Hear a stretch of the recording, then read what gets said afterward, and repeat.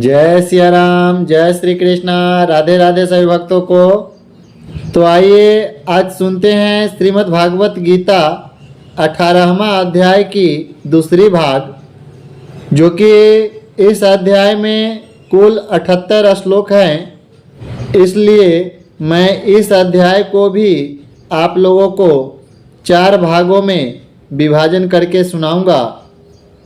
और इस अध्याय की पहली भाग में मैंने श्लोक नंबर 1 से 18 तक की हिंदी अनुवाद सुना चुका हूँ। और इस अध्याय को मोक्ष संन्यास योग के नाम से भी जानते हैं। तो आइए विलंब न करते हुए श्री वृंदावन बिहारी लाल जी के नाम लेकर के कथा को आरंभ करते हैं और आप लोग ध्यानपूर्वक सुने। भगवान श्री कृष्ण कहते हैं अर्जुन से, हे अर्जुन, ज्ञान और कर्म तथा कर्ता भी गुणों के भेद से सांख्य शास्त्र में 3 प्रकार से कहे गए हैं। उनको भी तुम मेरे द्वारा भली प्रकार से शांत चित्त होकर के सुनो।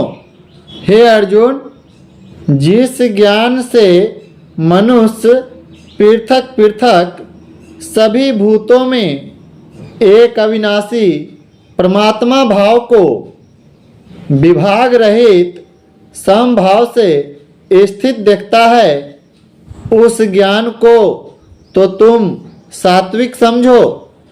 और जो ज्ञान अर्थात जिस ज्ञान के द्वारा मनुष्य संपूर्ण भूतों में भिन्न भिन्न प्रकार के अनेक भावों को न्यारा न्यारा करके जानता है, उस ज्ञान को तुम राजस समझो। और जो ज्ञान एक कार्य रूप शरीर में ही संपूर्णता के सदृश आसक्त हैं, अर्थात जिस विपरीत ज्ञान के द्वारा मनुष्य एक क्षणभंगुर नाशवान शरीर को ही आत्मा मानकर उसमें सर्वस्व की भांति आसक्त रहता है, तथा जो बिना युक्ति वाला तत्व अर्थ से रहित और तुच्छ है, वह ज्ञान तामस कहा गया है।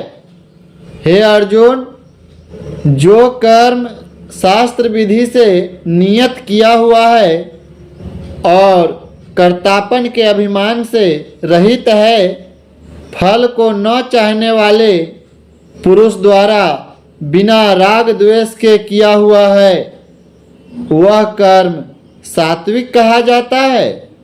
और जो कर्म बहुत परिश्रम से युक्त है तथा फल को चाहने वाले और अहंकार युक्त पुरुष द्वारा किया जाता है, वह कर्म राजस कहा गया है। तथा जो कर्म परिणाम, हानि, हिंसा और सामर्थ्य को न विचार कर केवल अज्ञान से आरंभ किया जाता है, वह कर्म तामस कहा जाता है। हे अर्जुन, जो कर्ता आसक्ति से रहित और अहंकार के वचन न बोलने वाला, धैर्य और उत्साह से युक्त, कार्य के सिद्ध होने और न होने में हर्ष शोक आदि विकारों से रहित है, वह कर्ता तो सात्विक कहा जाता है।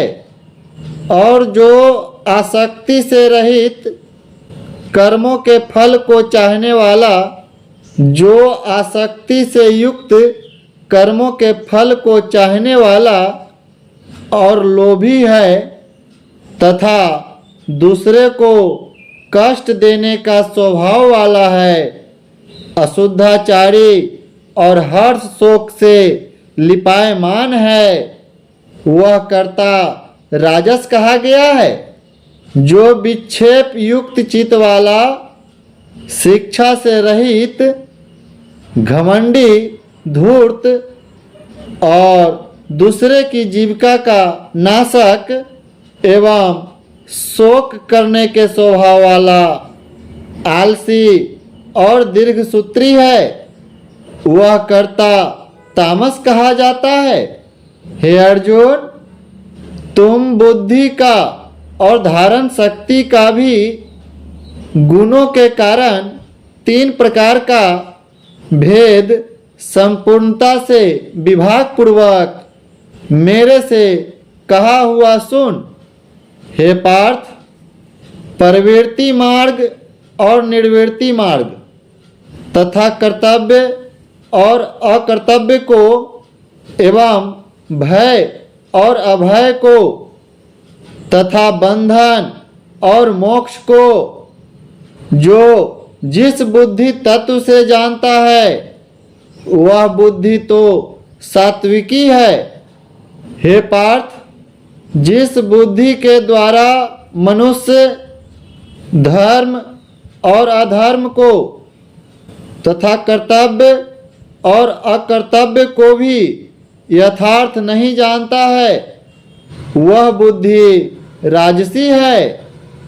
हे अर्जुन, जो तमोगुण से आविर्त हुई बुद्धि अधर्म को धर्म है ऐसा मानती है तथा और भी संपूर्ण अर्थों को विपरीत ही मानती है वह बुद्धि तामसी है।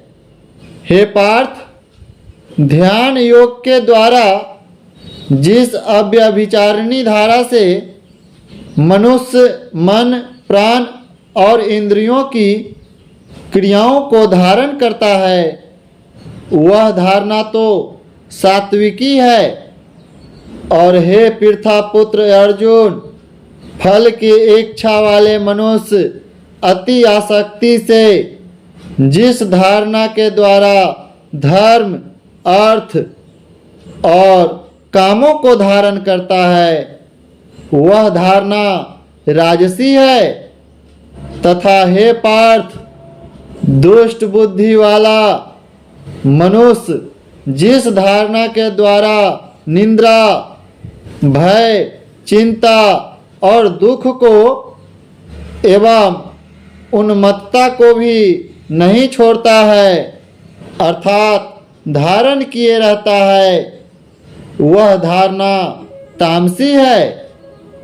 हे कुंती पुत्र अर्जुन, अब सुख को भी 3 प्रकार से मेरे द्वारा तुम सुनो।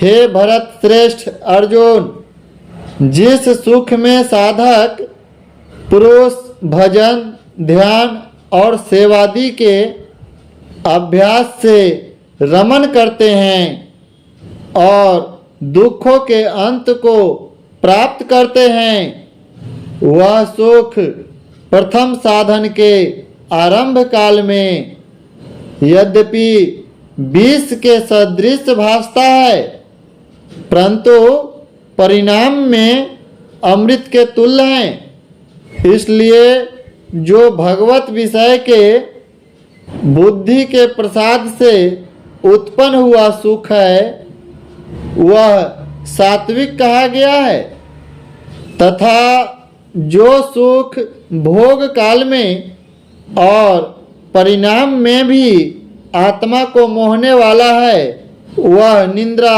आलस्य और प्रमाद से उत्पन्न हुआ सुख तामस कहा गया है। और हे अर्जुन, पृथ्वी में या स्वर्ग में अथवा देवताओं में ऐसा वह कोई भी प्राणी नहीं है जो इन प्रकृति से उत्पन्न हुए तीनों गुणों से रहित है, क्योंकि यावन्य मात्र सर्व जगत त्रिगुणमयी माया का ही विकार है। इसलिए हे परम तप, तो ये थी श्रीमद् भागवत गीता 18वें अध्याय की दूसरी भाग, जिसमें कि मैं आप लोगों को इस भाग में श्लोक नंबर 18 से 40 तक सुनाया हूँ। 40 के बाद आप लोग अगली वीडियो में सुनेंगे। तो कथा सुनने के लिए चैनल को सब्सक्राइब जरूर कर लें ताकि संपूर्ण कथा का आनंद आप लोग को मिल सके और संपूर्ण ज्ञान आप लोग को मिल सके और भगवान कृष्ण और माँ राधा रानी जी का कृपा आपके ऊपर और आपके परिवार के ऊपर सदा बनी रहे। तो जय सिया राम, जय श्री कृष्णा, राधे राधे। और एक बार प्रेम से बोलिए वृंदावन बिहारी लाल की जय।